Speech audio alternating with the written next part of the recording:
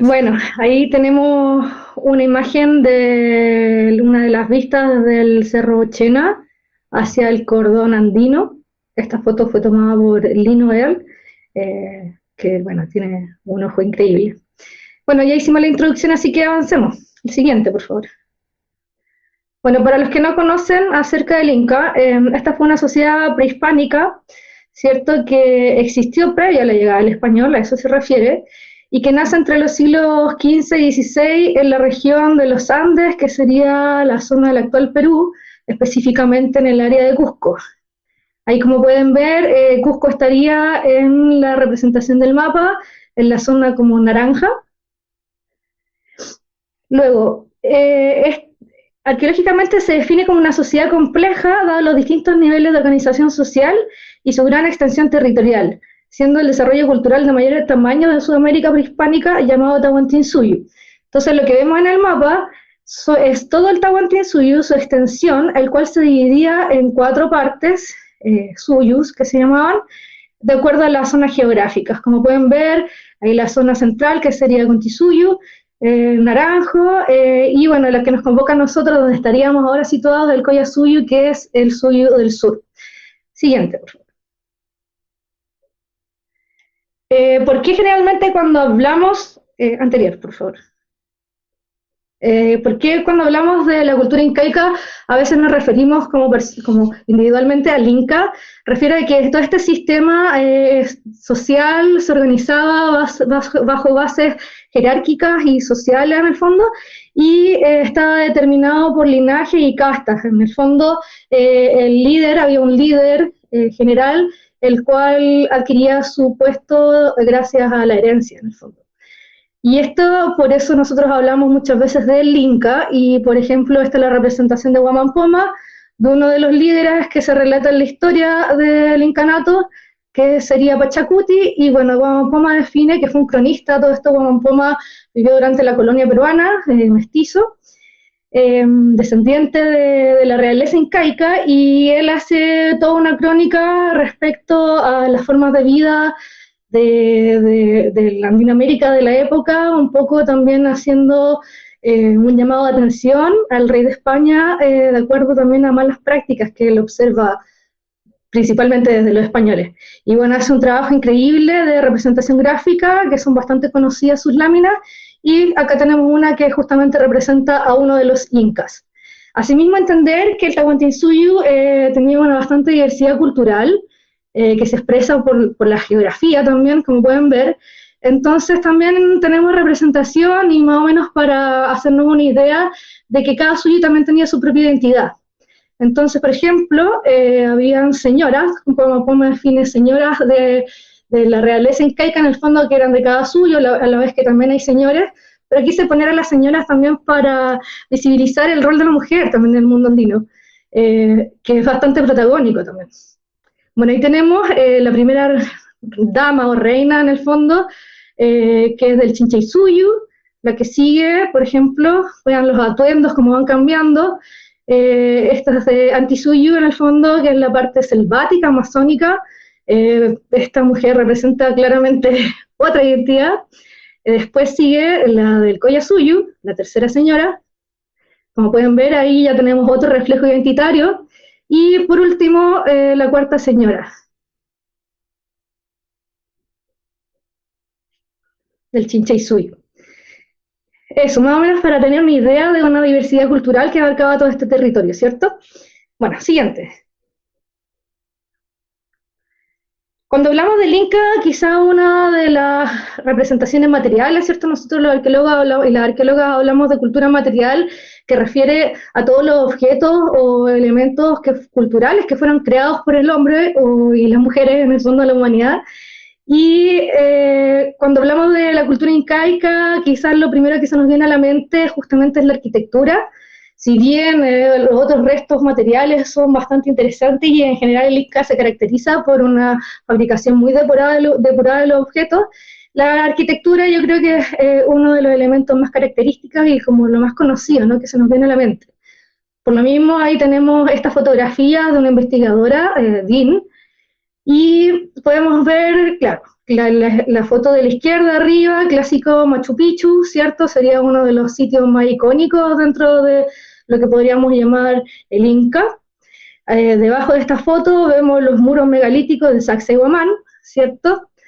Y entre medio vemos las técnicas depuradas de la construcción incaica que se manifiestan principalmente en la zona central del Tahuantinsuyo, o sea, en el Cusco y alrededores. Y ahí podemos ver el templo de Machu Picchu, el templo del Sol, la piedra de los 12 ángulos, clásica también de las calles de Cusco. Y a mano derecha podemos ver también ciertos detalles de las técnicas, como se engarzan las piedras directamente a los afloramientos rocosos. También la del medio son los detalles, por ejemplo, ornamentales, en bajo relieve o sobre relieve de un muro de Ollantaytambo, también zona cusqueña, y abajo el Intihuatana de Machu Picchu, donde pueden ver que la piedra está totalmente labrada. Bueno, en el fondo con esto representamos, ¿cierto?, la arquitectura como más conocida, y entender que en el fondo esta representación se observa solamente en el área nuclear del Tahuantinsuyo y va variando a través o a medida que nos alejamos. Ahora también entender que ninguna construcción dentro de Cusco es similar a otra. En el fondo siempre vamos a observar una variabilidad en términos de diseños constructivos. Siguiente, por favor. Entonces aquí estamos viendo un ejemplo de cómo variaría a nivel regional. Las fotos de la parte superior, de nuevo, son de la investigadora Dean, que nos muestra, ¿cierto?, una variedad de técnicas de muro totalmente prolijas de la zona nuclear. Y bueno, observamos abajo un sitio incaico del área de La Rioja, que también sería Collasuyo, y pueden ver que en el fondo las técnicas incaicas van cambiando. Y esto es lo que vamos a analizar también para saber cómo se expresan en esta zona tan austral que sería el Valle del Maipo y del Cachapual. Bien, siguiente, por favor. Bueno, como decíamos, nos encontramos en la zona de Chile Central, una región muy alejada del Cusco y que se ha considerado fronteriza, donde está marcado hoy en el mapa, ¿cierto? Estamos al extremo sur. Las sociedades que habitaban esta zona antes de la llegada del Inca son poblaciones locales que se han definido de baja complejidad sociopolítica.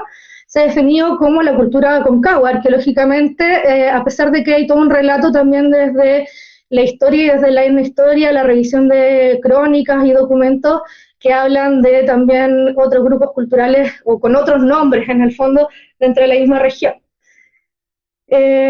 ¿Cómo definir la cultura Aconcagua? La cultura Aconcagua, como dijimos, serían sociedades no jerárquicas, no jerarquizadas, o en un nivel mucho menor de lo que sería el Inca, y que se definen como autoautárquicas, o sea, que es una organización social principalmente de base, que se podría asimilar un poco a la forma de organizarse actualmente las comunidades mapuches, en el fondo, donde la organización va desde el núcleo familiar y así hasta clanes, y todo se resuelve también a nivel de clanes y de las distintas jerarquías, pero a nivel como grupales, ¿no?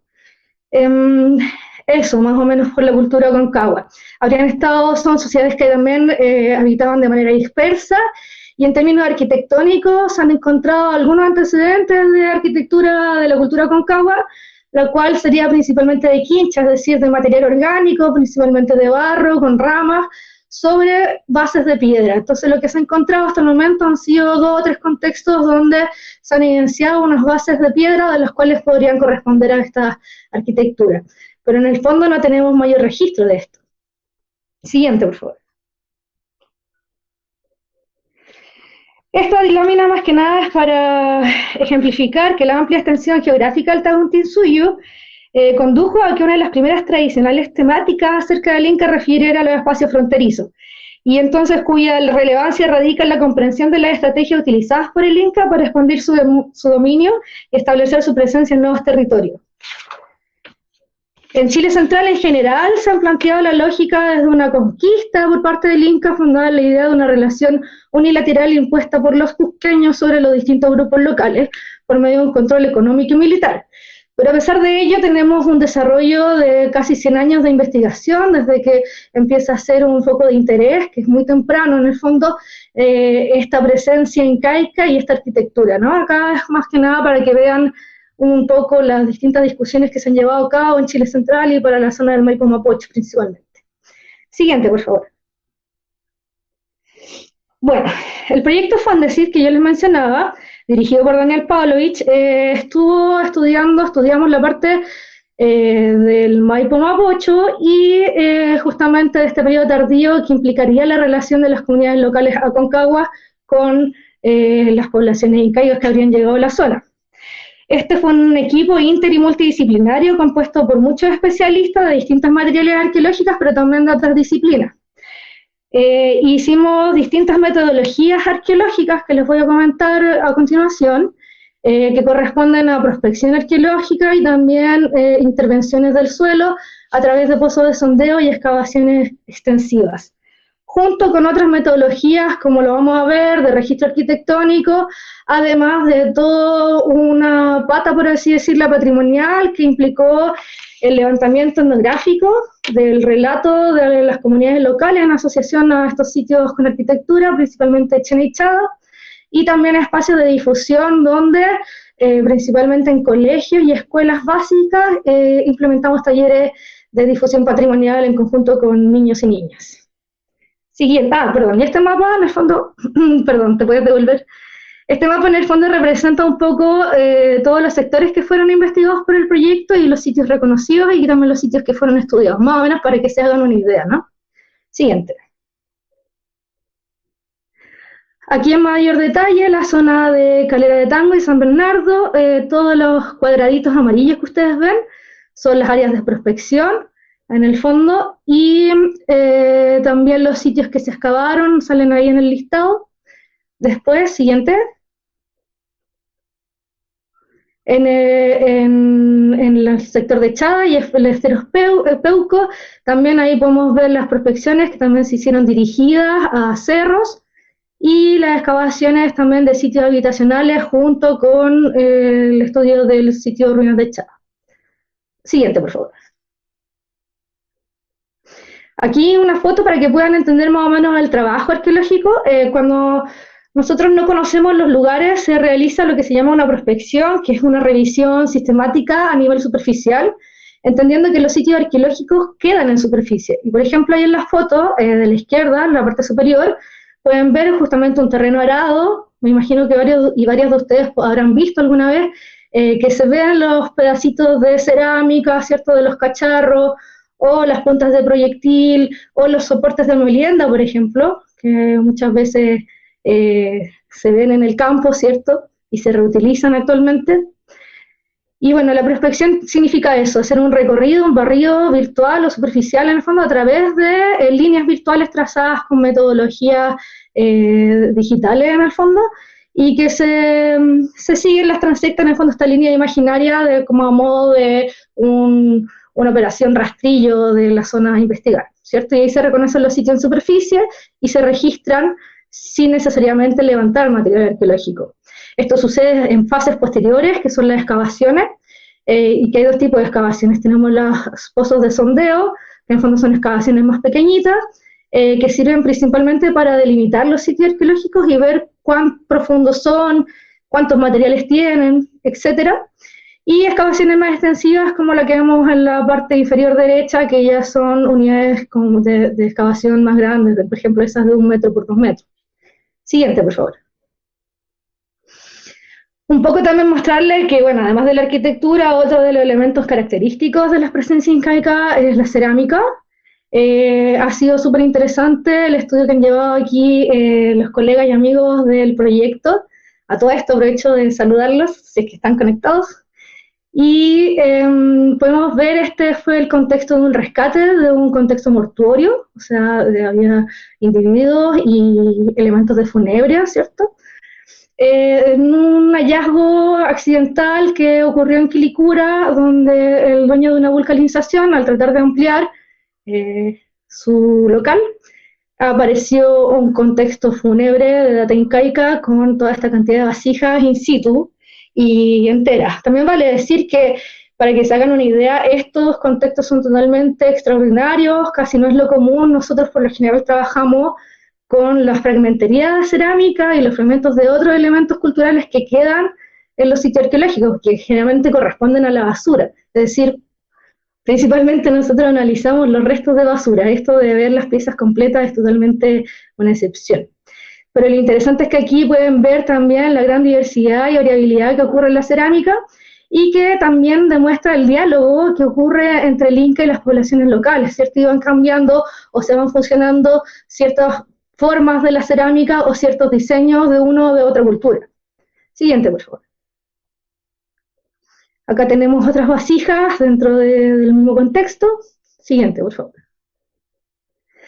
Y bueno, nos encontramos aquí en el mapa, toda la zona como amarilla que ustedes ven es el valle, ¿cierto? Y los otros son cordones montañosos del valle y luego la cordillera de los Andes hacia la derecha. Toda la parte gris corresponde a la urbe de Santiago, ¿cierto? Atravesada por el río Mapocho y nosotros estamos un poquito más al sur, en el río Maipo y el Cachapoal. Entonces, acá se han encontrado en la zona al norte, en el fondo, perdón, en el Maipo, porque miren, en el valle, hacia el puntero puede mostrar, ahí donde aparece el Cerro Chayay, hay un hito geográfico que se llama la Angostura de Paine, no sé si ustedes ubican, pero ahí donde está el peaje de Paine, ¿cierto? Y la altura del Casino Monticello, más o menos toda esa zona. Y entonces se ha planteado ciertos espacios diferenciales entre lo que ocurre al norte de la Angostura y lo que ocurre al sur. Dentro de los sitios con arquitectura incaica, al norte de la Angostura encontramos el Pucará de Chena, el Peral, Coyipeumo y Ruinas de Chada, que son los que están ahí. Siguiente, por favor. Y hacia el sur de la Angostura tenemos el Cerro Grande de la Compañía, que está cercano a Rancagua, y el Cerro La Muralla, que está más al sur, cerca de la laguna de Tahuatahua. Siguiente, por favor. Ahí también tenemos los sitios con arquitectura que se han reconocido en espacios cordilleranos por Luis Cornejo en distintas investigaciones, que se llama Laguna del Indio y Puente de Tierra, probablemente asociado, no está segura la asociación, pero quizás a ciertos ramales de camino y probablemente quizás asociado a santuarios de altura o los grandes cerros que existen en la zona. ¿Esto por qué? Por el siguiente, por favor. Porque también tenemos que mencionar que existen otros antecedentes de arquitectura que cumplen otra funcionalidad, que son los adoratorios, los santuarios de altura, no sé si ustedes conocen, pero en el fondo el Inca sacralizaba, también como en el mundo andino en general, se sacralizan los cerros, entendiéndolos como entidades que son, por así decirlo, dioses, entre comillas, que tienen agencia, o sea, que piensan, que sienten, que actúan, que sus acciones tienen consecuencias, y las cuales son los que en el fondo, en este caso, lo de los cerros, permiten, ¿cierto?, todo el ecosistema, principalmente del agua. Entonces, o al menos eso es lo que se cree. Entonces, estos santuarios de altura estarían relacionados a esta como visión andina, ¿no?, de los apus, de los cerros sagrados. Y estos santuarios de altura por lo general tienen material cultural, cerámica, y encontramos muchas veces cierta arquitectura, pero que está sobre los 4.000 metros de altura, más o menos. Y entonces en la zona tenemos el antecedente del Cerro Peladeros, que está marcado ahí, más el conocido Cerro del Plomo, que si bien no está específicamente en la zona que estamos estudiando, cobra relevancia porque, como vamos a ver más adelante, es altamente visible desde casi todos los sitios que vamos a revisar. Entonces, bueno, y el Plomo también es conocido porque tiene, además del santuario de altura, un evento de capacocha, que sería el sacrificio de infantes, ¿no? Siguiente, por favor. Bueno, perdón, nosotros vamos a dedicarnos solamente a los sitios del valle, en el fondo los 7 sitios de reconocido en el valle. Ahora vamos a hacer una vista general y rápida de los antecedentes que ya existen y desde los cuales nosotros partimos nuestras investigaciones, más o menos para contarles que en el fondo en la arqueología nosotros siempre tenemos que estar como poniéndonos al día y basándonos en las propuestas que han hecho otras colegas y otros colegas a lo largo de la historia, y que en el fondo también la información que vamos obteniendo en los sitios arqueológicos va cambiando a través del tiempo, esto asociado a las diferentes corrientes de pensamiento, pero también asociado a las nuevas tecnologías de análisis, ¿cierto? O sea, hace, no sé, 60 años atrás no existía la datación radiocarbónica, por ejemplo. Bueno, estamos aquí en el Pucará de Chena. Este es el plano original, publicado por Rubén Esteber en su tesis de grado. También mencionar que casi todos estos sitios, esta zona ha sido investigada por Rubén, así que tenemos bastante información. Bueno, este es el plan original del Pucará de Chena, levantado en el año 75. Siguiente, por favor. Y ahí vemos las excavaciones de la época, en la foto de izquierda. Inicialmente, el Pucará de Chena, como dice el nombre, se interpretó como una fortaleza defensiva en el fondo, con una ocupación militar, finalmente del Inca en la zona. Interpretación que luego fue modificándose hacia una línea más simbólica de la ocupación del espacio, representado, por ejemplo, aquí en la investigación de un usno que definió Rubén en la parte superior del sitio Chena. Y bueno, también otras interpretaciones que llevaron a plantear que tanto el diseño del sitio como los emplazamientos, como vemos ahí abajo, donde está el circulito rojo, habrían sido parte de una representación simbólica de un felino. Al final, las interpretaciones del Chena terminan comulgando un poco esta idea un poco como militar, pero a la vez también simbólica y medio ritual, ¿no? También decir que el Chena probablemente es el sitio con más investigaciones de la zona y también con un reclamo territorial y foco de interés de distintas disciplinas, así como también de diversas organizaciones e instituciones locales que están en la defensa de este espacio, no solo como sitio arqueológico, sino también porque presenta el cerro una gran biodiversidad que también se busca proteger, ¿no? Siguiente, por favor. Ahí podemos ver un levantamiento aéreo que hizo Greve, una chica de arquitectura del 2013. Siguiente, por favor. Y bueno, acá vemos este ejemplo de la reclamación territorial, en este caso asociado a las celebraciones del Inti Raymi y del Huatripantu, en el solsticio de invierno, que refiere ahí la foto de la izquierda, podemos ver la celebración del Inti Raymi desde el cerro hacia abajo, y hacia la derecha un antiguo rehue que hoy día ya no existe, pero que antes estaba también a los pies del Chena y donde las comunidades mapuches iban a hacer sus rogativas y distintas actividades ceremoniales. Siguiente, por favor. Otro sitio reconocido en la zona es el Peral, también investigado por Rubén Esteves. En el 2013 salió esta publicación. Como podemos ver, un sitio que no se conserva tan bien, se ven algunos segmentos de muro. Lo que está en gris son las excavaciones que realizó el equipo de investigación. Y bueno, como dice ahí la imagen, fue interpretado como un reducto fortificado, donde también se tomaron fechas, y bueno, que habría sido justamente en esta idea también del Inca defensivo frente a la tensa relación con las poblaciones locales. Siguiente, por favor. Ahí vemos, de acuerdo a la publicación de 2013, donde se emplaza el sitio del Peral sobre esta como puntilla de cerro. Hacia la derecha vemos las excavaciones de los muros y abajo vemos algunos de los fragmentos cerámicos identificados en el sitio. Algunos remiten a la cultura concagua y otros a incas locales. Siguiente, por favor. Tenemos otro sitio que se llama Coyipeumo, también identificado por Rubén en 1976. Este es el plano que él plantea para Coyipeumo. Siguiente, por favor. Posteriormente, en el 2011-2010, se realizan nuevas investigaciones a cargo de Andrés Troncoso y equipo. Ahí participó Javiera Letelier también, especialista en arquitectura incaica desde la Concagua. Ella hizo el análisis arquitectónico. Podemos ver ahí las fotos del informe, del levantamiento topográfico que ellos realizaron. Es difícil la interpretación del sitio Coyipeumo porque pueden ver lo que se reconoce o se identifica de arquitectura es solamente un muro lineal que rodea el sitio por la izquierda, ¿cierto? Y en general tiene mal estado de conservación, entonces los muros tampoco pueden ser o no se observan continuamente. Y como pueden vernos en la foto de abajo, la excavación casi que ahí recién se logra ver los cimientos del muro.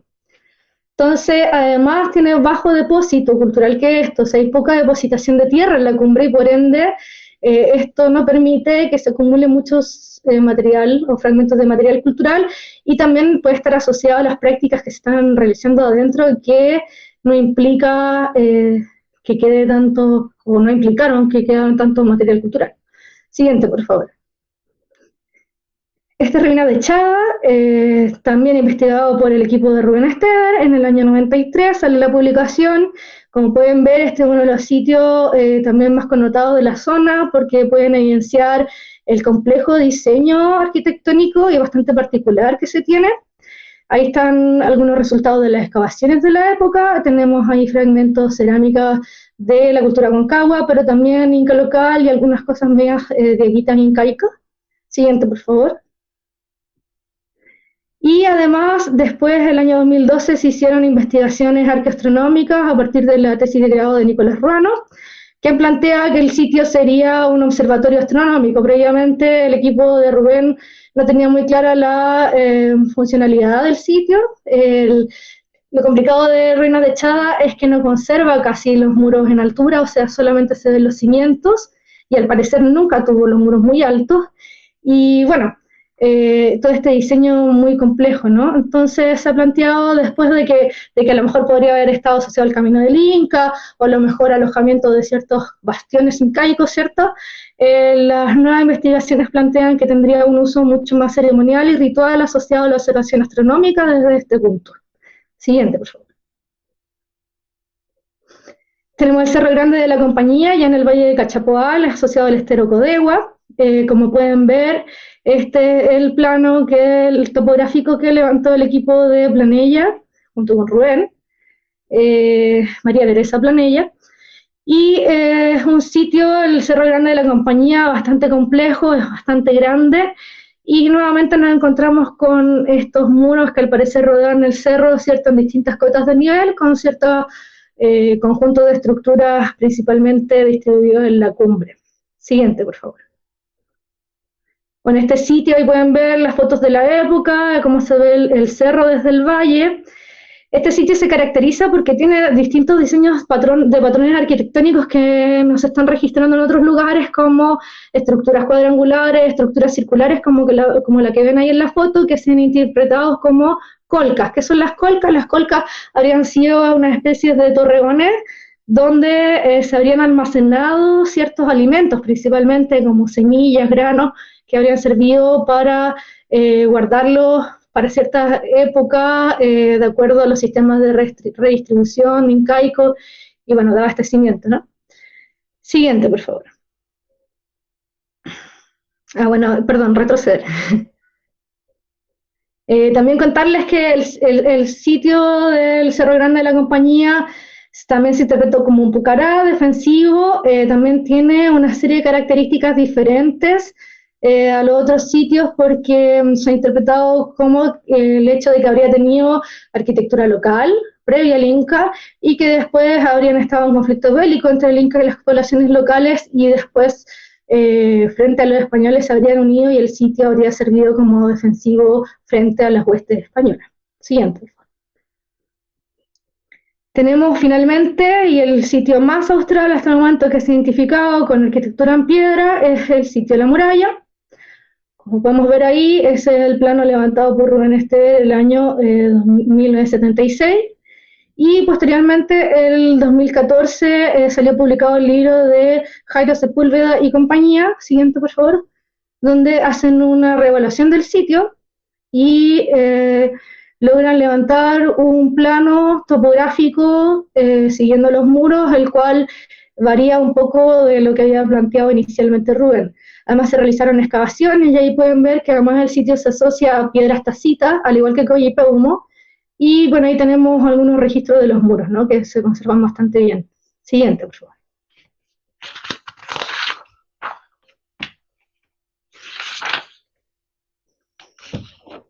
Bueno, ahora ya nos vamos derecho a los resultados que nosotros hemos obtenido de los análisis de estos sitios, principalmente contarles que en Chile Central se ha planteado que antes de la llegada del Inca, los valles formados por los ríos Maipo y Cachapoal estaban habitados por diferentes grupos culturales, cuya frontera étnica se habría situado a lo largo del cordón montañoso de Angostura de Paine. Clic, por favor. Siguiente. Ahí, eso sería la Angostura de Paine. Siguiente. Siguiente, por favor. Y como pueden ver, se ha planteado que esta misma frontera geográfica y cultural se habría mantenido más o menos con la llegada del Inca, donde el Inca habría establecido relaciones diferenciales con las poblaciones al norte de la Angostura y las poblaciones al sur, y que en el fondo todos estos enclaves en general se han planteado o se han pensado como justamente enclaves defensivos frente a estas poblaciones que habrían puesto resistencia bélica, ¿cierto? Como mencionamos, ahí están los sitios que ya vimos y nosotros vamos a investigar o vamos a mostrarles los resultados de las investigaciones realizadas en 3 de ellos. Siguiente, por favor. El Cerro Grande de la Compañía, Ruinas de Chada y Púcara de Chena.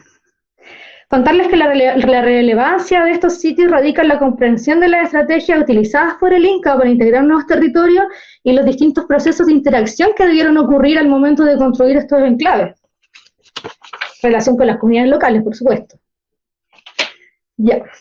Aquí mostrarles un poco las metodologías que tuvimos o que desarrollamos dentro del equipo de arquitectura. Cabe mencionar que éramos un mini equipo dentro de todo el proyecto, conformado por Roberto Isaurieta y Rodrigo Sánchez. Ahí, como pueden ver, estamos viendo el levantamiento del Cerro Grande de la Compañía. En la foto de arriba ven la estación total, ¿cierto? Abajo están los registros tradicionales. El de la izquierda pueden ver que es la reevaluación a partir de los planos publicados, donde se van registrando cada rasgo arquitectónico, y luego los propios registros morfológicos, funcionales y técnicos de cada estructura identificada. Siguiente, por favor. Ahí otras fotos, la de la izquierda Púcara de Chena, de la derecha Coyipeumo. Siguiente, por favor. Bueno, no los voy a aburrir con esto, pero en el fondo las metodologías utilizadas, además del levantamiento topográfico y el seguimiento de los muros, tiene que ver con todo un análisis formal y espacial de la arquitectura bajo estos criterios, lo cual permitió el levantamiento topográfico de los sitios junto con la planificación de las excavaciones de acuerdo a los objetivos de investigación. O sea, las excavaciones que nosotros realizamos en los sitios fueron de acuerdo a lo que estábamos buscando y asociado y antes de, o posterior a el análisis arquitectónico, el levantamiento arquitectónico. Siguiente, por favor. Aquí comentarles que en Coyipeumo la flechita de arriba muestra más o menos dónde está el muro que hablábamos, ¿cierto? Y la de abajo donde están las piedras tacitas y ciertos sitios de la cultura concagua que se encuentran en la base. Contarles que como el registro arquitectónico y el análisis ya está hecho, pero en el momento no lo hemos completado porque al parecer está bastante bueno. Y principalmente contarles que hicimos las actividades tanto con la comunidad local, aquí con el dueño del lugar, ¿cierto? Que también tiene mucha interés en Nicolás Palacios, y en las investigaciones arqueológicas, entonces también hemos generado lazos con él. Y contarles que además hicimos ciertos pozos de sondeo en las bases del cerro asociados a los sitios Aconcagua. Siguiente, por favor. Ahí tenemos una vista aérea del Cerro Coyipeumo. Siguiente. Y parte de las excavaciones del sitio BP8 de la cultura Aconcagua. Ahí para que vean más o menos los rasgos encontrados. Ahí se ven los fragmentos de cerámica y otras excavaciones mucho más grandes. Siguiente, por favor. Luego en el Cerro Grande de la Compañía estamos en proceso de edición de la información levantada, todavía nos falta una parte del registro arquitectónico, pero les vamos a presentar lo que ya tenemos avanzado, ¿no? Ahí pueden ver desde el Google Earth el Cerro Grande de la Compañía, se ubica hacia el norte, y después hay un cerrito pequeñito que se llama Cerro Chico de la Compañía. ¿Por qué de la Compañía? Porque todos estos terrenos fueron de la Compañía de Jesús, en la época de la colonia, y bueno, luego pasaron por distintos propietarios, estos asociados dentro de ellos la famosa Quintrala. Siguiente, por favor. Ahí podemos ver el cerro desde el valle y detrás el cordón montañoso andino. Abajo vemos una serie de afloramientos rocosos donde hay pronunciados farellones dentro del sitio. Dentro de los relatos orales que han sido levantados en este caso por Diego Ramírez, por ejemplo, se habla de una leyenda, de un tesoro de los jesuitas que estaría asociado al tesoro del Inca, y que en una de las cuevas del cerro uno podría acceder al túnel donde están escondidos estos tesoros, pero que están custodiados por un culebrón. Por ejemplo, estos relatos orales en el fondo mantienen en la memoria al Inca y en el fondo y a los jesuitas y los mitos asociados al sitio, lo cual resulta bastante interesante. Siguiente, por favor. Aquí tenemos una foto de la época, una foto aérea del sitio desde arriba. Siguiente, por favor. Y este es nuestro levantamiento topográfico. Como verán, el sitio igual es tan grande que es bastante complejo de dimensionarlo. Vamos a ir haciendo una especie de zoom. Siguiente, por favor. Acá están las estructuras de la cumbre. Ustedes pueden ver que son bastante cuadrangulares, con los vanos bien definidos. Siguiente, por favor. Otra. Ahí estamos viendo las estructuras de la cumbre. Otra, por favor. Y aquí una estructura lineal bastante particular, que pueden ver es solo un muro con esa morfología, la que tiene el nombre por E9. Ahí está la foto. Y ahí pueden ver en detalle también las estructuras cuadrangulares que estábamos viendo recién, y todas las circulares que ustedes ven se han definido o se definieron como colca en los estudios previos. Siguiente, por favor.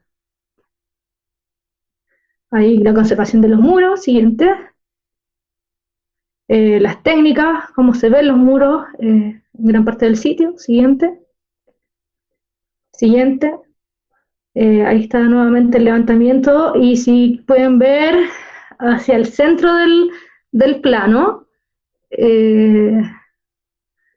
claro, un poquito más abajo también se definieron ciertas estructuras que habrían sido locales, que nosotros en verdad no las pudimos identificar. Siguiente, por favor. Ahí están algunas fotos de las colcas. Siguiente. Cómo están en la actualidad. Otra. Y claro, lo que hablábamos. Ahí está el detalle. La anterior, por favor. Ahí está el detalle cuando ven ahí 13, 14, 100, esas de abajo son las que se definieron como estructuras locales, pero nosotros en verdad pudimos reconocer como ciertas alineaciones de piedra. Siguiente. Este sitio se llama Ruinas de Echada, que ya lo habíamos visto, también está emplazado en un cerrillo de baja altura, en la Rinconada de Echada. Este es el plano del levantamiento arquitectónico que hicimos. Como pueden ver, se compone solamente de dos estructuras elípticas, una dentro de la otra.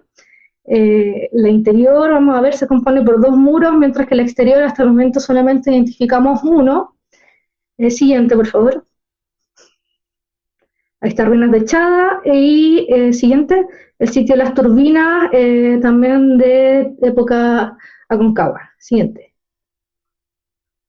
Ahí tenemos unas vistas del cerro desde el valle. Siguiente. Y parte de las excavaciones de los muros. Siguiente.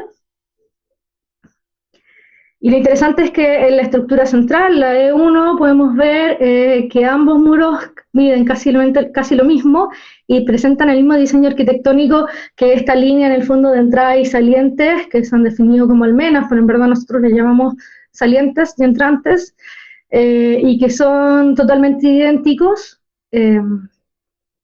Y siguiente.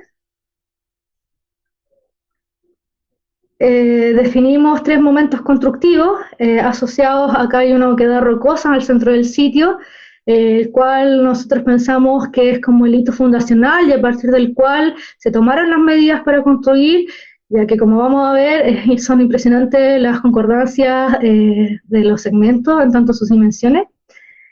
Y bueno, también otros hallazgos que encontramos son estos cierres falsos, como pueden ver, el circulito de abajo y el siguiente, que es un poco corrido. Y estos accesos son bastante inéditos, no están reconocidos hasta el momento, y como pueden ver se genera un juego de diseño en el cual se traslapan segmentos de los muros y quedan de manera paralela, que en el fondo darían como una cierta sensación de continuidad del muro.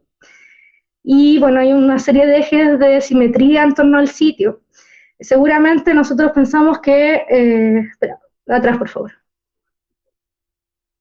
Nosotros pensamos que en el fondo el primer momento constructivo del sitio corresponde a esta oquedad rocosa, luego todo el muro los dos muros de la E1 y después seguramente se construyó el muro de la E2. Todo esto en el mismo evento, ¿sí? O sea, seguramente uno tras otro dentro de la misma fecha. Siguiente, por favor. Aquí vemos las equidistancias que se tomaron, o sea, tenemos casi las mismas distancias lineales en metros desde los distintos puntos de los muros. Siguiente, por favor. Y aquí están expresadas más sencillamente. Es sumamente interesante que en el fondo todas las líneas pasan por este centro de esta oquedad rocosa que no está en la cumbre del sitio, del cerro, pero sí en el centro del sitio. Siguiente, por favor. Ahí tenemos la famosa oquedad rocosa. Siguiente, por favor.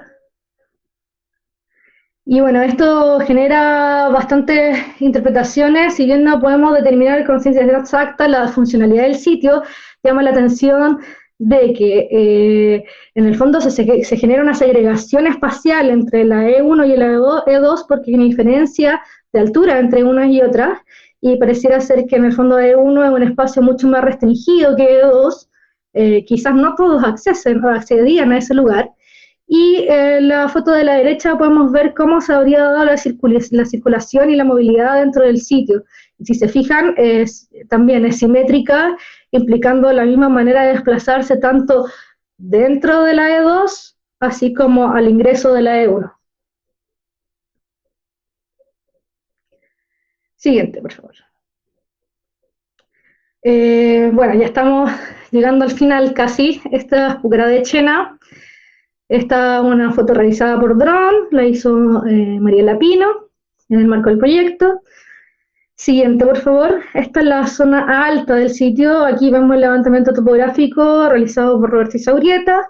Vemos que en la parte central y en la cumbre del sitio se concentran estas estructuras rectangulares que vemos, ¿cierto? Una media circular, algunas medias cuadrangulares, y dos muros perimetrales que son concéntricos a distintos niveles también del cerro, uno dentro del otro, y como pueden ver, hay puntero, hay una colita, ¿cierto?, que se ve hacia la izquierda, ese es un muro de ascenso por el portezuelo, no, más a la izquierda. Un muro de ascenso por el portezuelo, que claro, hay un hito geográfico ahí, el portezuelo, donde todo esto sería la puntilla de Pucará, y en el fondo también eso sería parte del sitio.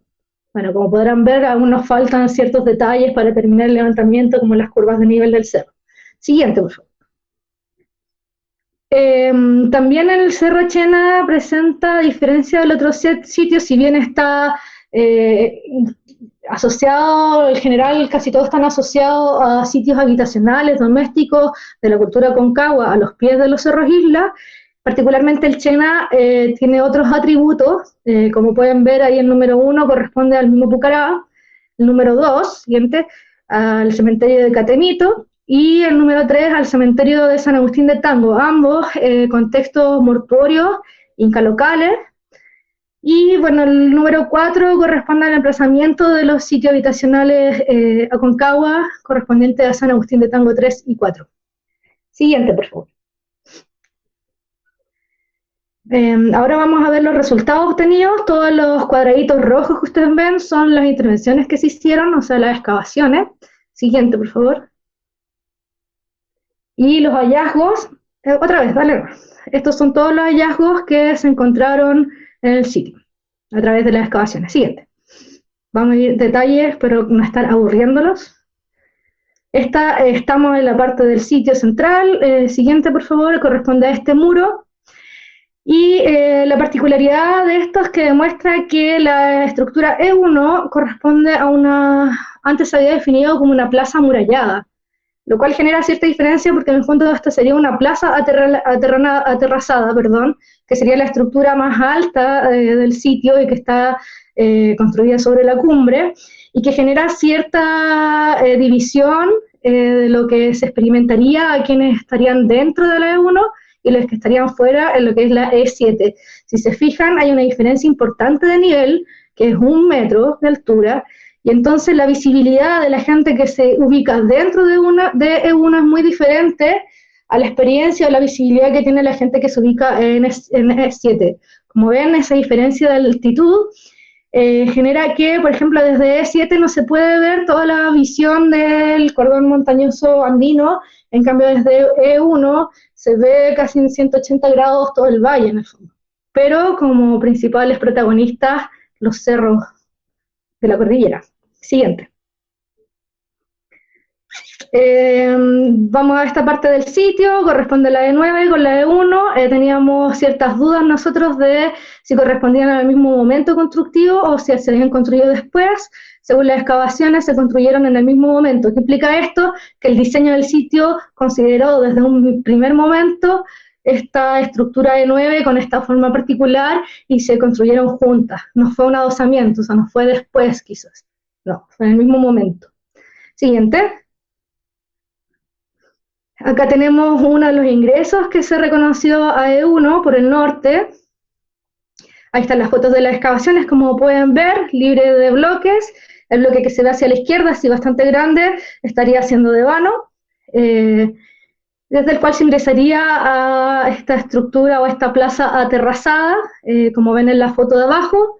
Ese es el ingreso en el fondo, eso es lo que se ve al momento de ingresar a la E1, y como pueden ver es todo el anfiteatro andino. Siguiente, por favor. Otro hallazgo fue en la E8, siguiente, que queríamos comprobar la hipótesis de dónde se entraba esta estructura, y bueno, decidimos excavar en la zona que ven ahí bastante grande, roja, porque parecía ser donde se conservaba más material, y resultó que nos encontramos con la sorpresa de que apareció este diseño nuevo de ingreso a esta estructura, que en el fondo no es un vano común, sino que se fijan, es todo un pasillo que permite el ingreso a esta estructura, y por ende nuevamente nos encontramos con una circulación normada, pero que además es totalmente restringida y implica cierto ritmo de movilidad para poder ingresar a este espacio. Es sumamente interesante lo que aquí apareció, y también considerar que esta estructura es una donde se encontraron mayor cantidad de fragmentos cerámicos y restos bastante interesantes, ¿no? Siguiente, por favor. Aquí vemos la foto de la izquierda arriba, cómo estaba en un inicio la estructura. Tendrían que imaginársela porque en el fondo son puros cimientos, o al menos eso es lo que se ve, ¿no? Decidimos excavar la parte que ya dijimos, y ahí nuevamente están las fotos de este muro curvo, que si se fijan está bastante enterrado y por lo menos podemos reconocer unas 3 hiladas de altura. Siguiente, por favor. Y los otros hallazgos corresponden al muro perimetral 1, son 2 accesos también nuevos. Por favor, siguiente, por favor. Este corresponde a, como pueden ver, según el circulito del mapa grande, sería el acceso al muro perimetral 1 desde la parte este. Si se fijan, el acceso se da entre 2 muros paralelos, entre el espacio que queda ahí. Abajo un croquis también para que vean que acá tenemos de todos los tipos de registro, desde lo más tradicional, ¿cierto?, que son los bosquejos a mano alzada, hasta todo lo que es la parte digital. Siguiente, por favor. Acá están las fotos de las excavaciones, como pueden ver, ahí está el ingreso. Siguiente, por favor. Y otras fotos del proceso de excavación. Siguiente, por favor. Y el segundo acceso que se encontró en este muro perimetral 1, como ven ahí en la figura de arriba a la izquierda, claro, ese es acceso poniente, que tiene esta morfología diferente, como lo pueden ver en la imagen de la izquierda abajo, que no es igual a la otra. Estos no son 2 muros paralelos, sino que es un cruce o como una cierta vértice falso, ¿no?, de estos 2 muros. Este circulito que vemos en prepicado ahí en el dibujo, justamente donde estamos, corresponde a un emplantillado, como un piso que encontramos de piedras huevillo. Siguiente, por favor. Bueno, ahí vienen todos los detalles, como pueden ver en la foto de la izquierda arriba, cómo se veía inicialmente, cómo llegamos a la excavación, nuevamente el detalle del ingreso que viene subiendo por el muro de este portezuelo. Siguiente. Y ahí tenemos el detalle del emplantillado de piedras huevillos que nosotros interpretamos como parte de un piso asociado al acceso. ¿Puedes retroceder un poco, por favor? Ahí, si se fijan, están dispuestas de manera intencional y entre medio de estas piedras huevillos, en contexto in situ, se encuentra este fragmento de una vasija o plato de cultura concagua decorada. Siguiente, por favor. Y en el fondo, el acceso norte del sitio se realiza a través, pensamos nosotros que se realizaría a través de este portezuelo, una vez pasado el muro perimetral 2, que es el que está más abajo, se ingresa al área del muro perimetral 1 y queda un espacio en el fondo vacío entre este muro perimetral y el acceso a la zona central del sitio, que es esta plaza terrazada. Y esto se hace a través de estos cierres falsos que le hemos llamado nosotros. Siguiente, por favor. Aquí pueden ver cómo estaría sugerida la circulación, o sea, podríamos ingresar en este punto por dos accesos a la izquierda, los que habíamos visto en el muro perimetral, ¿cierto? Se puede subir por ahí o por ahí, y en el punto ya intermedio se pueden tomar dos direcciones diferentes, o hacia la E1, ¿cierto? O hacia la E8, haciendo todo ese recorrido como una vuelta elíptica, ¿no? Y a la foto que vemos al lado, en el fondo, es todo el ascenso por el portezuelo. Siguiente, por favor. Estos son los resultados de una de las tesistas del proyecto, de Josefa Ramos, que interpretó la distribución cerámica y las densidades dentro del sitio Pucará de Chena. Como pueden ver en esos gráficos de colores, representan los distintos tipos de cerámica que se han encontrado o se encontraron en las excavaciones. La tabla de al lado muestra el detalle. Y como les mencionaba anteriormente, E8 es la estructura donde se encontraron más restos de cerámica, ¿cierto? Y la mayor cantidad o sea, el N en el fondo, y la mayor diversidad de estos tipos. Y ahí, si se fijan, tenemos todos los tipos: Aconcagua salmón, Aconcagua rojo engobado, foráneo, inca mixta, local, de fase inca, contexto tardío, etc. Siguiente. Hay algunos ejemplos de los fragmentos recuperados. Destacan ahí también los ornitomorfos. Bueno, entonces, ya para finalizar,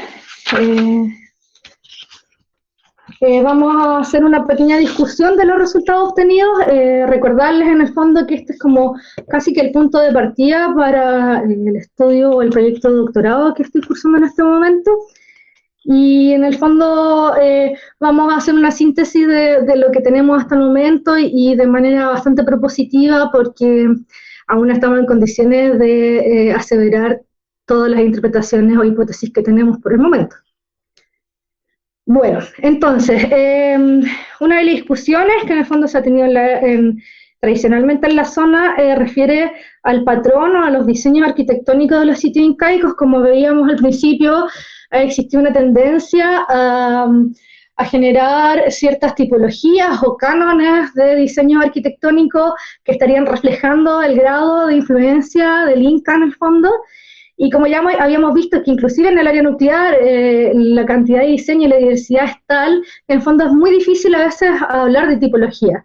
Y bueno, en esta zona bastante extrema del Tahuantinsuyo nos encontramos con la misma problemática, ¿no? O sea, de todo lo que hemos visto, ningún sitio es igual a otro, a pesar de que se parecen y tienen ciertas características comunes, pero ninguno es idéntico al otro.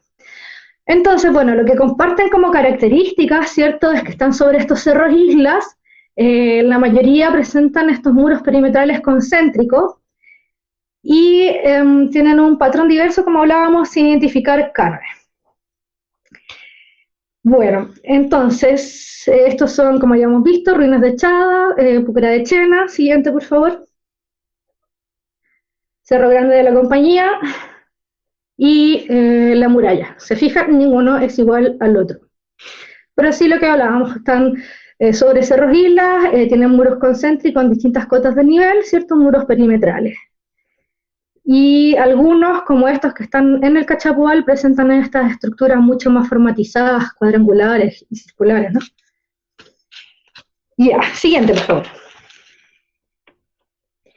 Ahí también esta crítica que se dice que en el fondo muchas veces se trata de como homologar las categorías tipológicas sin entender que en la diversidad justamente hay un montón de información que nos está hablando y que nosotros en este momento estamos interpretando como el reflejo de la interacción entre las comunidades locales y el Inca. Y en el fondo, como vamos a ver más adelante, a nosotros no nos parece, al menos en este caso de Chena, por ejemplo, y Chada, que hayan evidencias de un conflicto bélico, sino que muy por el contrario se están marcando ciertos hitos astronómicos o de la geografía sagrada asociados a estos espacios de cumbre, ¿cierto? Donde tenemos una privilegiada visibilidad y en el fondo probablemente están refiriendo a cómo se está interactuando en estos espacios locales, en estos territorios locales. Y, por ejemplo, aquí graficarles la crítica un poco a que inicialmente el Chena, por ejemplo, se definió como un complejo de cancha, siendo que, como pueden ver ustedes las imágenes de arriba, una cancha se define por cierto patrón arquitectónico, que esos por lo generalmente se identifican en el área nuclear, pero acá en Chile también hay otros que se han identificado, pero no es lo más común en el fondo, y refiere a un tipo de diseño habitacional, ¿no? Son como barrios, por así decirlo. Ustedes pueden ver que en el fondo el diseño de Chena abajo no tiene mucho que ver con lo que se ha planteado que haya sido una cancha, ¿no? Siguiente. Bueno, lo importante justamente es que esta plaza terrazada, hasta el momento podríamos asegurar que existe esta plaza terrazada en Chena, y lo cual es bastante importante porque las plazas en el mundo andino son los lugares por excelencia donde en el fondo se transmite y se replica el sentido social a través de ciertas actividades. Y en este caso nosotros interpretamos en el Chena que probablemente esta plaza habría servido como un lugar de congregación social, probablemente asociado a rituales, a calendarios de ciertos rituales, ¿cierto? Como, no sé, el Inti Raymi, la apertura de la tierra para sembrar, etcétera, en la cual habrían participado probablemente las comunidades locales con el Inca en esta interacción de celebración, más que nada. Más o menos algo así similar se identificaba hacia el norte, en el Valle de la Concagua, por ejemplo, en el Cerro La Cruz, donde Andrea Martínez hizo su tesis, y dado las materialidades que se encontraron, en el fondo la interpretación es que justamente estos espacios eran donde podrían estar ocurriendo ciertas celebraciones, pero también ciertas reuniones entre quizás los caciques locales y el Inca, donde se come, se baila, se conversa, se está un tiempo ahí y en el fondo se celebran ciertos acuerdos, no sé, como esa idea, ¿no? Siguiente, por favor. Dentro de los diseños también llama la atención estos accesos o cierres falsos que lo hemos denominado. Falta obviamente profundizar en esto. Lo que llama la atención es que nuevamente nos encontramos con una diversidad bastante llamativa, que es sumamente inesperada encontrar en estos sitios. Estamos buscando antecedentes de otros lugares donde encontremos estos patrones. Si bien ningún acceso es igual al otro, lo que sí es igual y pueden ver es la movilidad que habría que tener para ingresar de un lado al otro del muro, ¿no? Y eso es sumamente interesante porque significa que el Inca está construyendo de manera normativa y está diciendo, bueno, esta es la forma de transitar al interior de estos espacios, la forma de ingresar, ¿cierto?, a las cumbres de ambos cerros, en este caso Chena y Chada, lo cual nuevamente podría estar indicándonos este sentido mucho más ritual de la movilidad al interior de los sitios. Hay bastantes antecedentes, pero que yo aún no he profundizado, pero que tienen que ver, por ejemplo, con la normativa justamente en espacios rituales, de cómo se circula, así como, por ejemplo, hay relatos etnográficos de laquitas en los cuales al momento de peregrinar a las cumbres de los cerros, ¿cierto?, tocando los sicuri, hay cierta forma de moverse al ingresar a los espacios de cumbre de los cerros. No sé, hay que darle una vuelta, pero parecieran estar indicando justamente a la experiencia del sitio. El Inca está diciendo cómo se tiene que vivir la experiencia. Siguiente, por favor.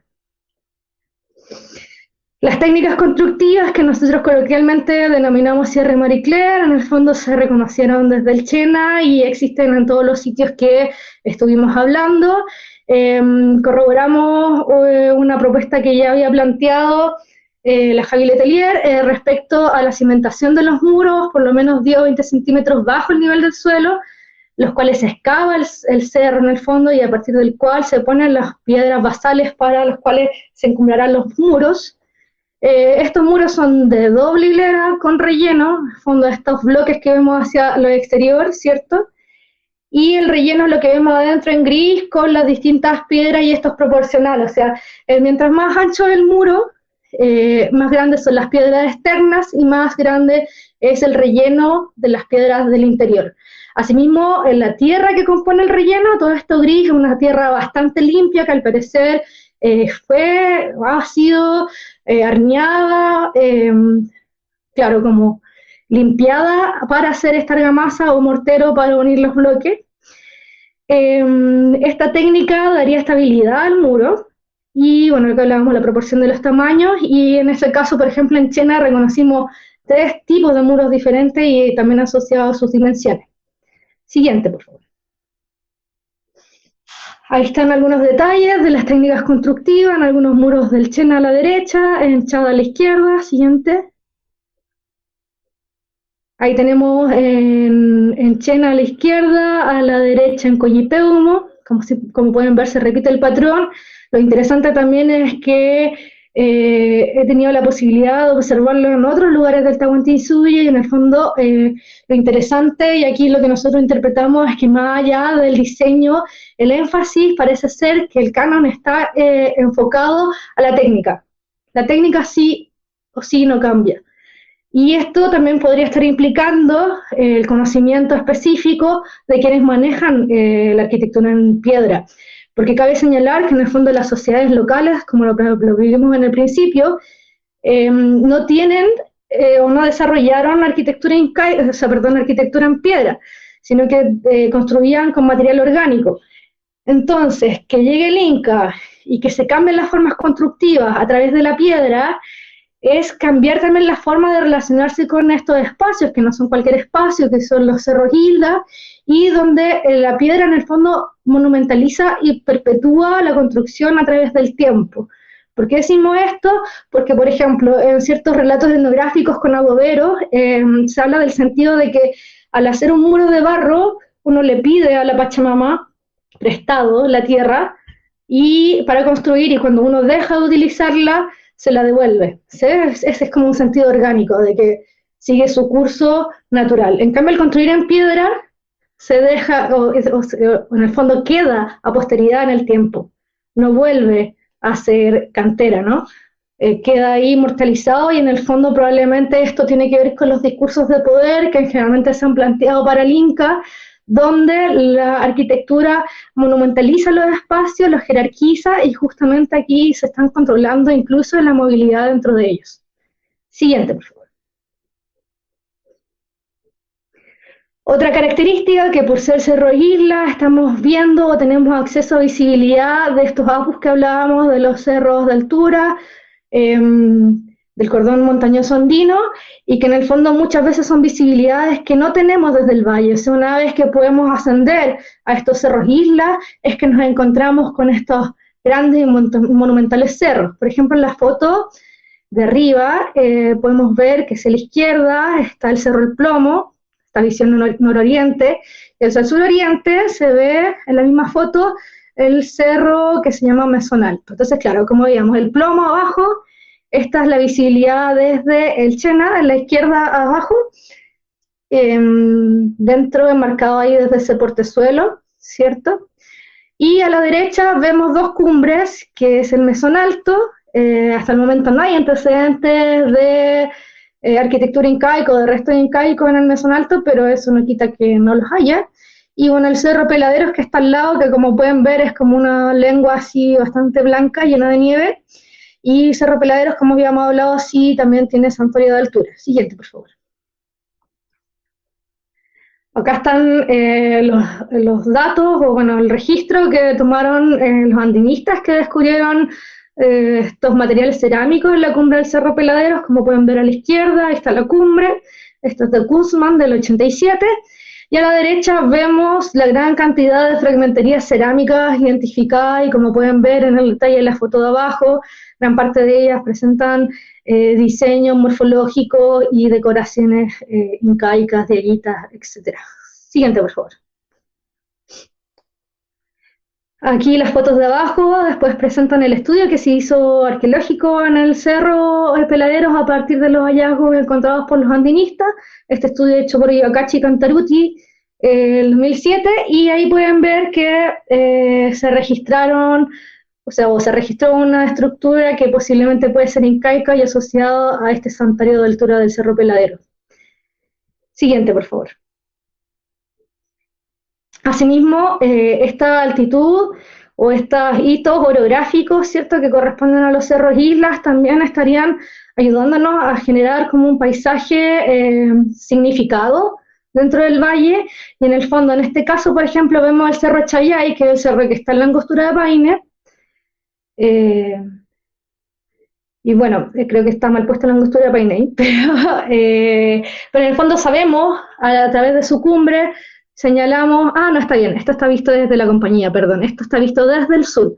Podemos ver el Cerro Chayay a la derecha y a la izquierda a la angostura de Paine, y en el fondo este Cerro Chayay es altamente visible desde casi todos los sitios, y más encima nos sirve como un marcador espacial, o sea, donde está el Cerro Chayay podemos identificar más o menos hacia dónde se ubica Chada, por ejemplo. Siguiente, por favor. Acá tenemos la visibilidad desde la compañía hacia el cordón andino. No hemos identificado aún estos cerros, pero se ven bastante importantes y son los que destacan dentro de la visibilidad desde la cumbre. Siguiente, por favor. Y esta es la visibilidad desde Coyipeumo, la de arriba corresponde también a la cumbre, como pueden ver, ahí se ve clarito el Cerro Chayay, y abajo está una de las cuevas reconocidas en el sitio, y nuevamente lo vemos ahí, el Cerro Chayay en la angostura de Paine. Siguiente, por favor. Bueno, también mencionar que hay un montón de memoria asociada a estos lugares y hay que darle también una mayor vuelta, pero por ejemplo, Santa Cruz del Valle de Colchagua está mencionado por Guamampoma, ahí pueden ver la imagen, es bastante interesante, hay que profundizar en ella, pero si se fijan, claramente se ve un enfrentamiento entre incas y españoles. Y, de hecho, donde están los incas dice Pucará de Chile. En la imagen de la izquierda, el dibujo. Ahí, Pucará de Chile. Y la imagen de la derecha, no sé por qué no aparecen en las referencias, pero yo las puse, es de María Graham en su diario de residencia en Chile, y lo que ven ahí es la imagen de la angostura de Paine hacia principios de 1800. Y como pueden ver, es un paisaje totalmente diferente, asociado a gran cantidad de pantanos y de humedales, que casi son sistemas lagunares que se ven ahí en la angostura. Siguiente. Bueno, como palabras finales, ahora sí, decir que el emplazamiento permitió ejecutar los muros perimetrales concéntricos identificados en los sitios. La pendiente natural de los cerros posibilitó seguir un patrón regular en distintas cotas de nivel. Esta diferencia de altitud segrega, demarca y jerarquiza los espacios internos entre la cumbre y los que están debajo de ella. Y estas diferencias determinan la circulación y la visibilidad dentro de los sitios, lo que veíamos anteriormente. En casi todos los sitios vemos momentos constructivos del Inca, algunos están más intervenidos que otros, por ejemplo, el Chena presenta más intervención porque fue reconstruido en algunos sectores, mientras tenemos las dificultades de registro como en Chada, que solamente identificamos con suerte los cimientos en el suelo. Asimismo, lo que hablábamos, existe una estandarización de técnicas constructivas que nosotros estamos interpretando, que ese conocimiento proviene de especialistas foráneos, constructores, no sabemos si una gran cantidad de ellos o uno que les enseñó a construir, pero en el fondo de lo que hablábamos, la arquitectura en piedra es una técnica inédita de construir el espacio, por ende, estos diseños tan complejos y toda la técnica utilizada para la construcción de estos sitios implicó el conocimiento de gente especialista. Siguiente, por favor. Las diferencias entre estos sitios, bueno, la magnitud es proporcional también la magnitud de los cerros donde están emplazados, por ejemplo, Como hablábamos, el Chena es el único que podemos decir que existe una plaza, que sería como la principal instalación del Inca en el Maipo. Además está asociada a cementerios, a ancestros que remiten en el fondo a las historias antiguas y la ancestralidad de los lugares muy, muy andino en el fondo dentro de la cosmovisión andina, asociado a las tierras agrícolas y eh, bueno, todo este complejo diseño, ¿no? También asociado a los muros perimetrales. Y lo que hemos visto en Chada, que llama la atención este complejo de diseño, que posiblemente está asociado a observación astronómica, que ahora sería arqueastronómica, y el Cerro Grande de la Compañía, que como vimos tiene unas magnitudes mucho, mucho mayores que los otros y presenta diseños arquitectónicos bastante diferentes a lo que observamos en Chada, por ejemplo, que no encontramos ninguna estructura habitacional, por así decirlo, cerrada de estas cuadrangulares, y en Chena vemos que también los diseños son de otra manera. Entonces, bueno, ahí tenemos ciertas diferencias que hay que pulir e investigar y como hipótesis se plantea que quizá existen variaciones entre un valle y otro y bueno, todo esto podría estar reflejando justamente la forma en que se relacionaron las poblaciones locales con el Inca en los valles del Maipo y Cachapual. Siguiente.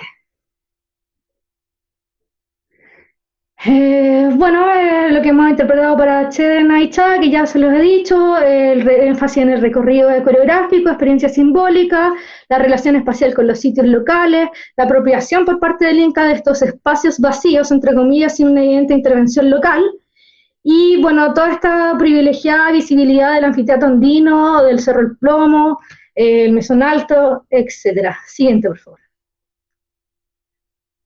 Y bueno, esto en el fondo plantea y en verdad más que resolver respuestas deja bastante abiertas que la idea es seguir desarrollando y poderle responder. De antemano, muchas gracias a todos ustedes por escuchar, por prestar atención, por reunirnos esta tarde, noche pandémica y también dejarle un gran saludo al equipo de investigación. Ahí hay algunas fotos de los terrenos y bueno, gracias.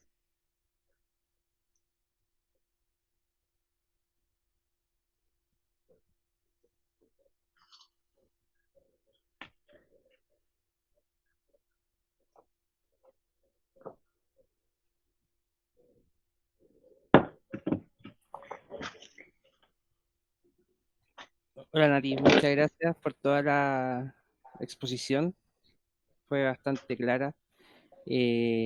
Seba, no sé si nos quiere acompañar con alguna duda que haya surgido, o vamos directamente con las que tenemos del foro, de los comentarios, disculpe.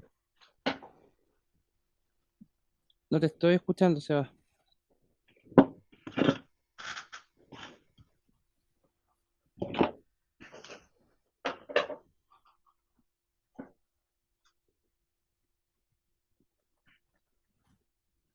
A ver. Bueno, están llegando muchos agradecimientos que también se suman acá a lo que pensamos del equipo. En realidad, saludos de Juanfra Echeverría, el Conde de la Poesía, Isabel Fuentes, que nos han estado acompañando. Seba, prueba a reingresar a la transmisión.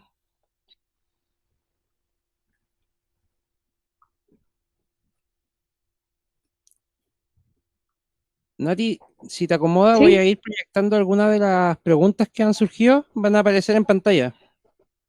Ya, súper bien.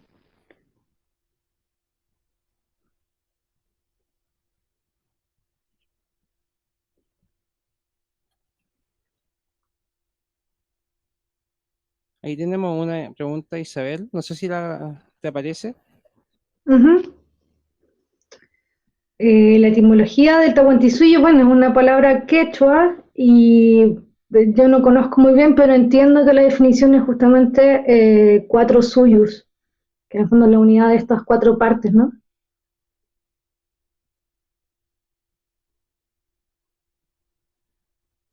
Acá tenemos una duda de Emilio con respecto a a la formación Pumapunku, perdón.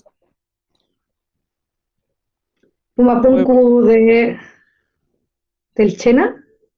No, de Bolivia me parece. Fue en el contexto que estabas exhibiendo las distintas intervenciones arquitectónicas incaica como de toda Sudamérica. Claro, en verdad fue una muestra de fotográfica de una investigadora y fue para dar cuenta más o menos de cómo se observa, ¿no? Cómo se registra la arquitectura incaica en la zona nuclear, que sería lo cercano al Cusco y alrededores, y más que nada para dar cuenta de cómo va variando y que en el fondo los contextos que nosotros encontramos en esta zona son bastante diferentes. Eso, no quería como ahondar en el fondo en los diseños o los sitios de la zona nuclear, ¿no? Ok, súper claro. Eh, Gallardín consulta si es que los intentos o proyectos de reforestación en el Chena podrían perjudicar a los hallazgos arquitectónicos.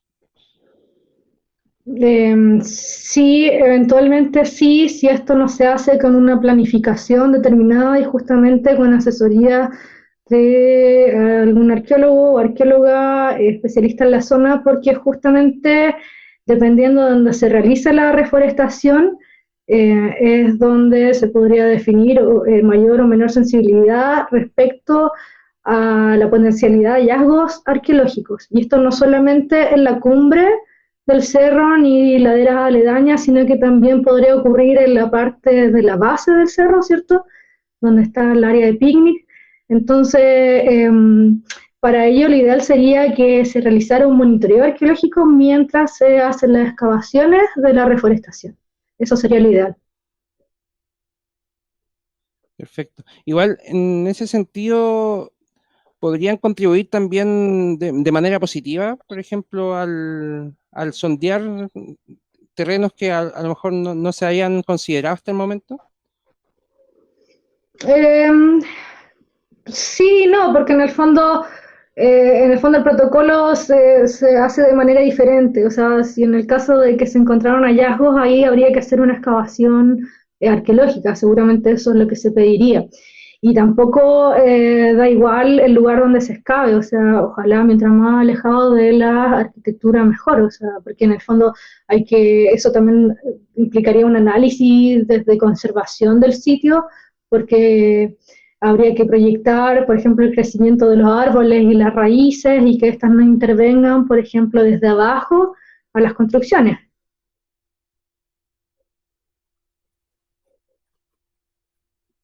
Claro. Mira, tenemos una consulta también que deja Alberto Gutiérrez. La voy a proyectar ¿Ya? también en pantalla. Con respecto Ah, a la frecuencia de las, las pie- piedras cuartositas. las piedras tacitas, ¿son solo del territorio chileno?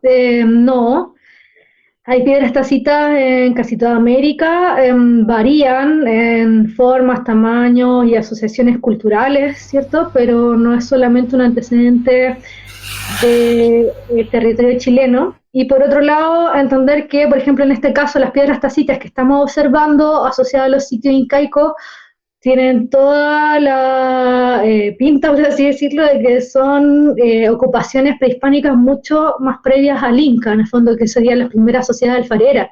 Estamos hablando de las culturas Bato y Yoyeo, que son previas a la Concagua. Estamos hablando a más o menos alrededor del año cero hasta el 600, 800 después de Cristo, y que por lo general estas sociedades se caracterizaban por la elaboración de piedras tacitas.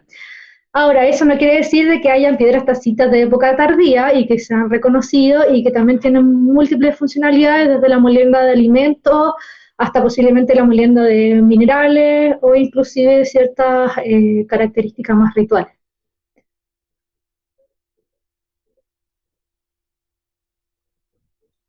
Súper. Tenemos a Sebastián de vuelta. No sé si quiere acotar algo.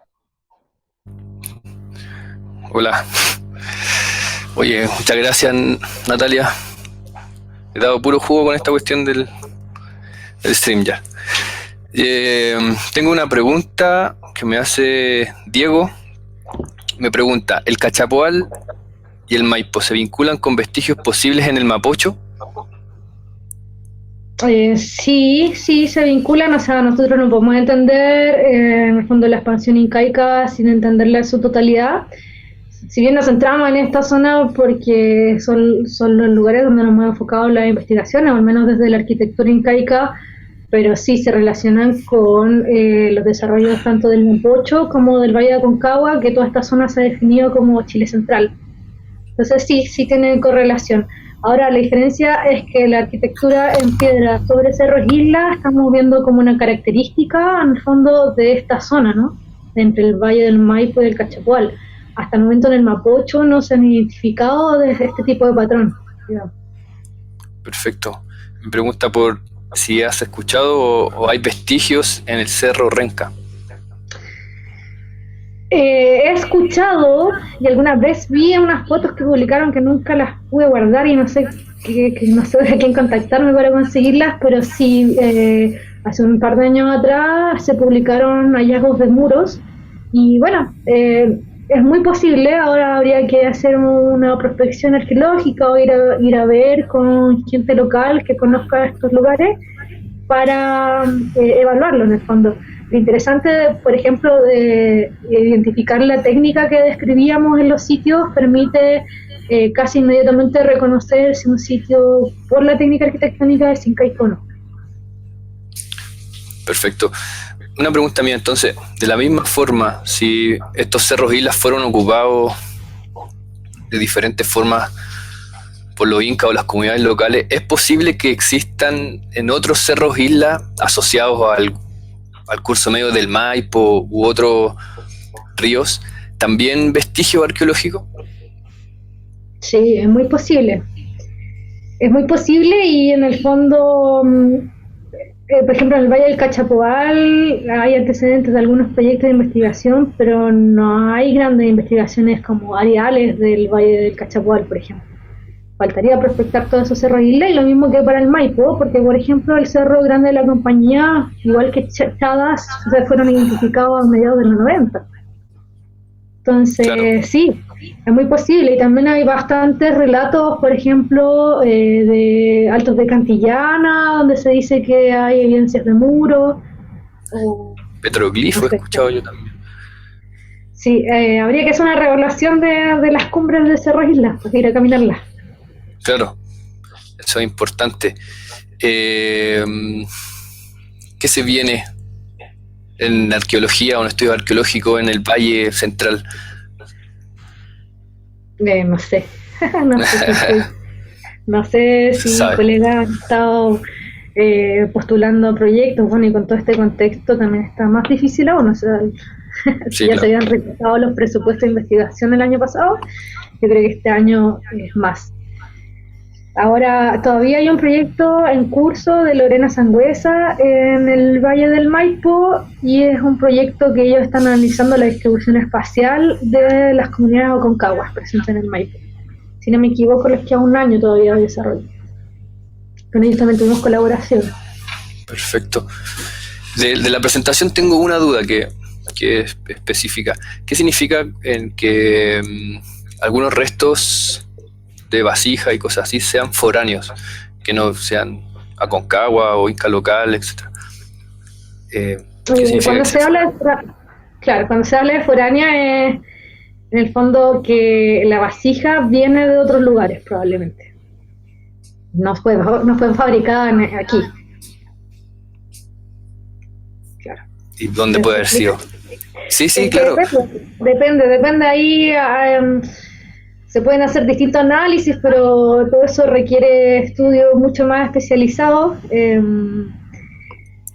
No sé, en algunas partes se ha planteado, por ejemplo, más hacia el Norte Grande, la cerámica Cusco polícroma, que vendría directamente del Cusco en el fondo, y eso sí se encontraba en algunos lugares, en el Norte Grande. Y hacia acá, hacia la zona sur, se han encontrado algunas piezas. No sé si habrán Cusco polícromo, pero sí al menos de data como más altiplánica. Saxama, esta idea de los ornitomorfos, que son los modelados con cabeza de pato, ¿cierto? Claro. Eso. En general, bueno, ahí están los especialistas en cerámica que ellos estudian a partir generalmente de fragmentería, tanto los diseños decorativos, pero también todo lo que es la pasta, en el fondo la greda con la cual se hizo la cerámica, y eso es lo que tú puedes también determinar la procedencia, si la forma de hacer corresponde a las poblaciones locales o no. Perfecto. Buenísimo. La última pregunta tiene que ver con Pucará de Chena.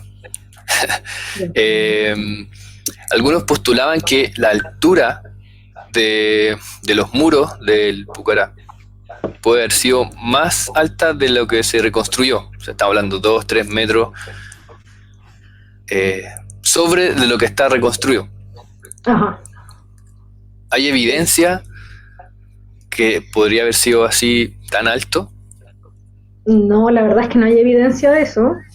Sí hay sectores donde hay bastante derrumbe, pero como hablamos anteriormente, también esta intervención de la reconstrucción en la zona sur, entonces es difícil como poder plantear cuánto de derrumbe hay en el sitio. Se puede hacer, hay especialistas que lo hacen, pero eso ya requiere de otros cálculos. Ahora, bueno, es impresionante igual la altura que tiene la plaza aterrazada, que por lo menos 1 metro de distancia, lo que hablábamos, a diferencia del suelo. Y más que la altura de los muros, por ejemplo, la magnitud, el tamaño el espesor de los muros, por ejemplo, el muro perimetral 1, donde están los 2 accesos reconocidos, es algo inédito, totalmente monumental. O sea, esos muros, algunos llegaron a medir 120 centímetros de espesor, lo cual es bastante grande, y que en el fondo soportan toda la pendiente del cerro.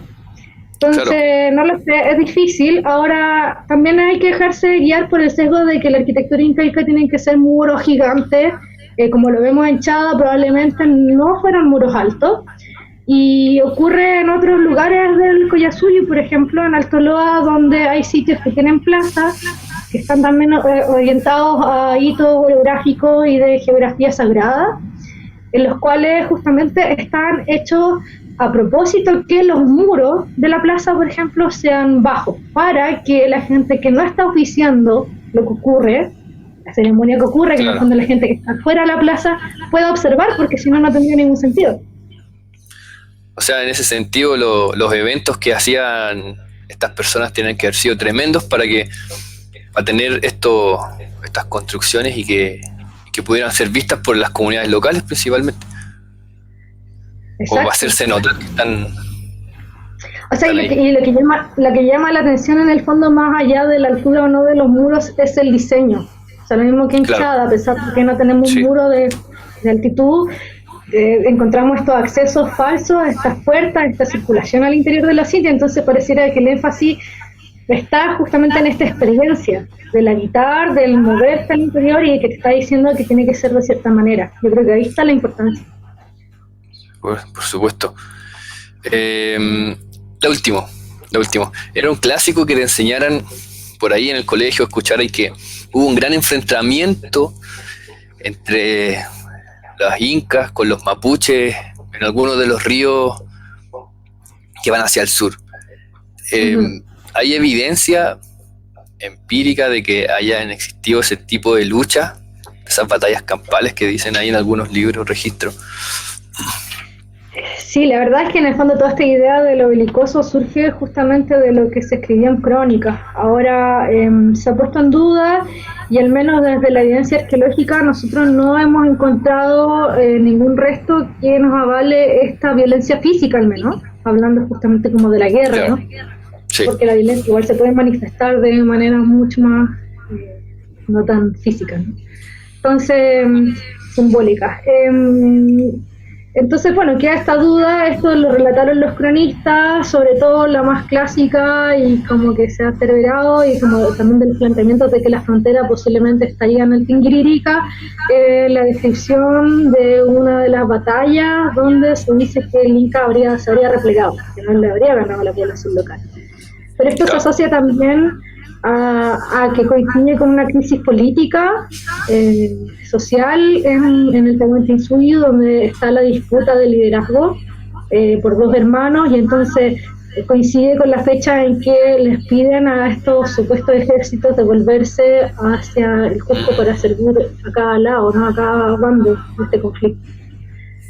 Ahora, ¿cuáles serían las evidencias esperables? Por ejemplo, desde la bioantropología, que es el estudio de los restos humanos, ¿cierto? De los individuos del pasado, a través de los huesos.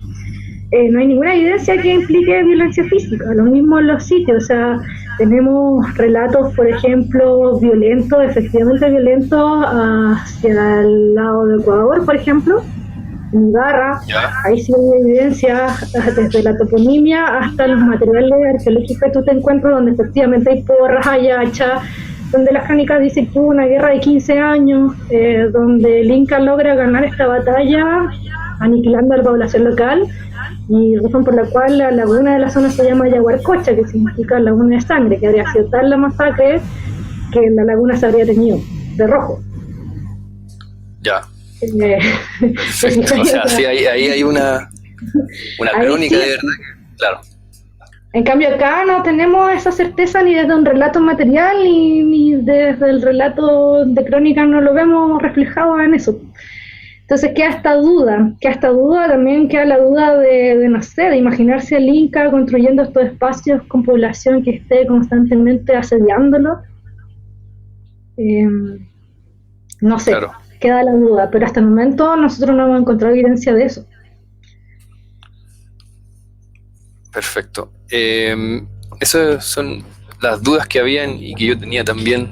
No sé si Álvaro tendrá algún...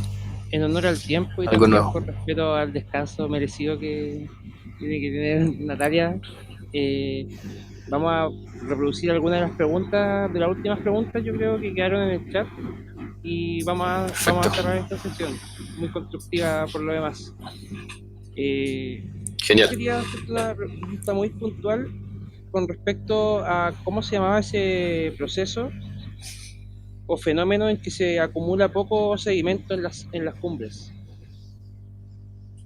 Claro, nosotros desde la arqueología le llamamos una baja depositación estratigráfica, en fondo de estratos de tierra que se van acumulando.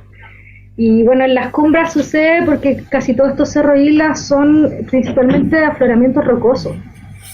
Entonces el sustrato en verdad nos genera que se deposite a través de los años tanta tierra y por ende nos queda el material cultural también como aprisionado, por así decirlo.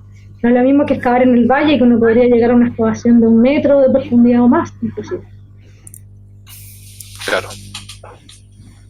La otra consulta era con respecto a, casi al final de la presentación te referías a todo un sector que estaba poblado por ecosistemas pantanosos, humedales.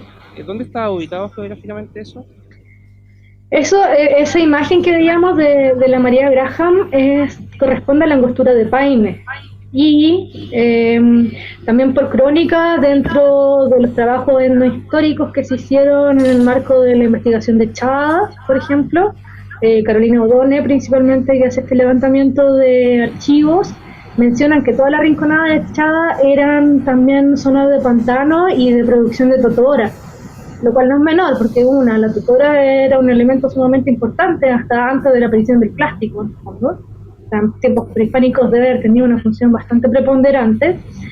Y luego lo que nos sugiere esto es que justamente se ha planteado que el camino del Inca había ido por la vertiente asociada a Chada, en el fondo, que la cuesta de Achada, la antigua cuesta, habría sido el camino incaico, que después fue el camino real de los españoles. Entonces, lo interesante de este paisaje de 1800, todo esto pantanoso, ¿no? No sé si conocen la zona, pero todavía hay lagunas que se activan en invierno y en verano se secan. O sea, toda esta zona corresponde a napas subterráneas bastante interesantes. Y entonces, para la época, inclusive en 1800, el paso por angostura era bastante complejo. Entonces nos estaría confirmando que posiblemente, lo más seguro, es que el camino del Inca no pasaba por la angostura, que es donde nosotros pasamos hoy en día hacia la cuenca del Cachapual, sino que habría sido a través del cruce del cordón de Chada. Perfecto.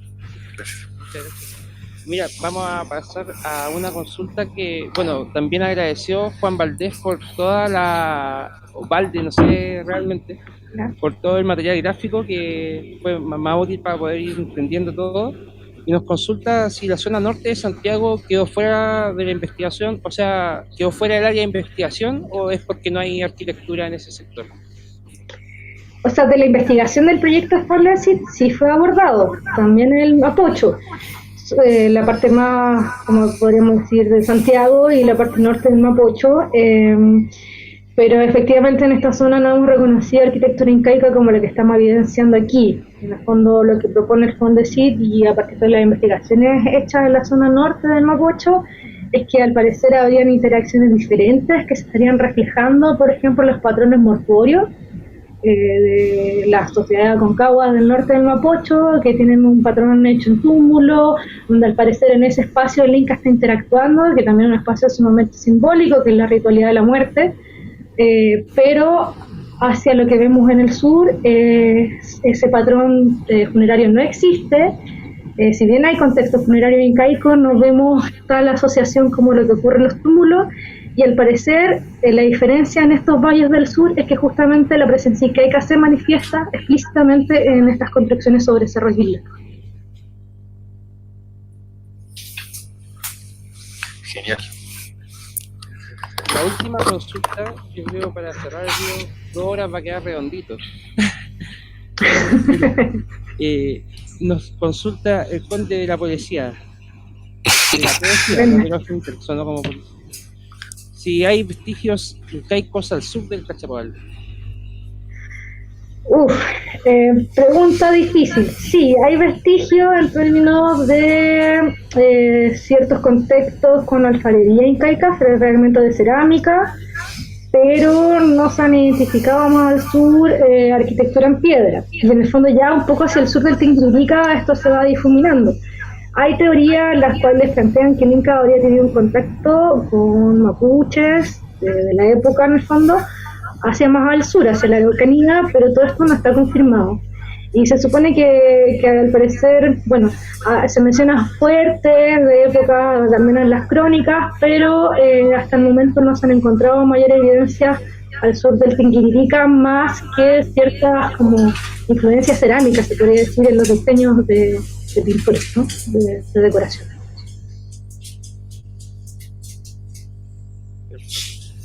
Muchas gracias. Palabra al cierre, Seba.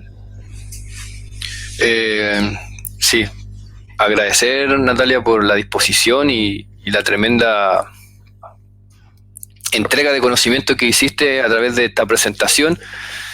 Espero que podamos como equipo seguir trabajando juntos en poder difundir conocimiento, en poder buscar fondos para poder hacer nuevas investigaciones con respecto a los cerros islas, que hay bastante en Santiago, y que yo tengo la tinca que hay por ahí otros vestigios arqueológicos que no han sido investigados, porque me di cuenta que son los clásicos que se han investigado como desde los años 70 en adelante los que se siguen y siguen investigando.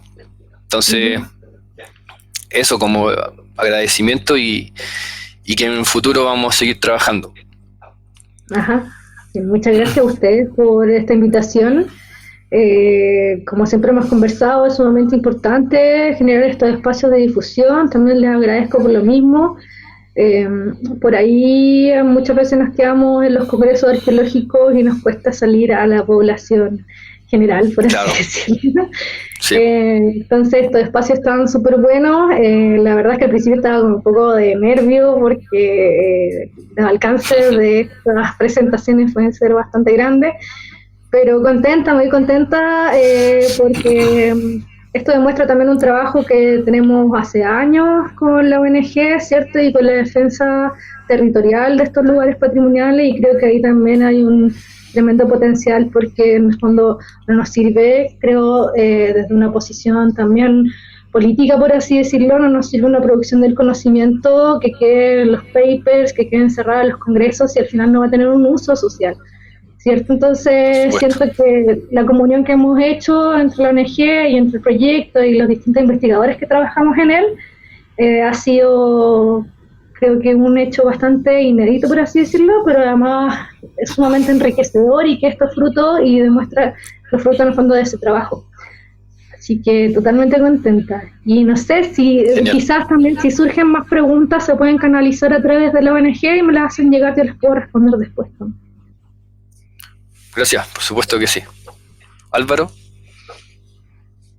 Hoy muchas gracias a la gente que nos está viendo todavía. Empezamos a las 8 con un poco de problemas, pero salimos adelante y eso, gracias a la gente que todavía está acá escuchándonos.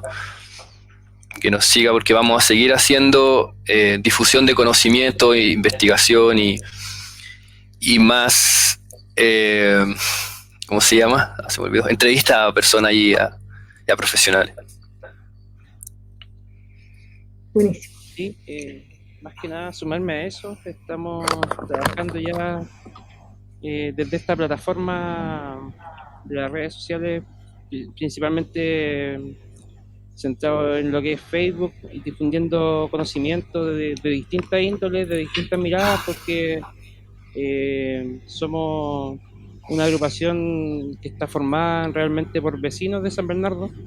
Somos todos de acá y tenemos distintos intereses y profesiones, pero con un mismo motivo, yo creo. Entonces, esa es la idea, que sigamos generando estos espacios. Quiero agradecer también a todos los que estuvieron presentes y que han compartido también la charla, que también va a quedar disponible, como dice ahí, para que la puedan difundir. Muchos también consultaron si ya está disponible porque quizás tenían algún problema de conexión, de batería, y no la podían ver en este momento, así que va a estar ahí para todos. Y muchas gracias nuevamente. Muchas gracias. Buenas noches. Buenas noches. Chau, chau.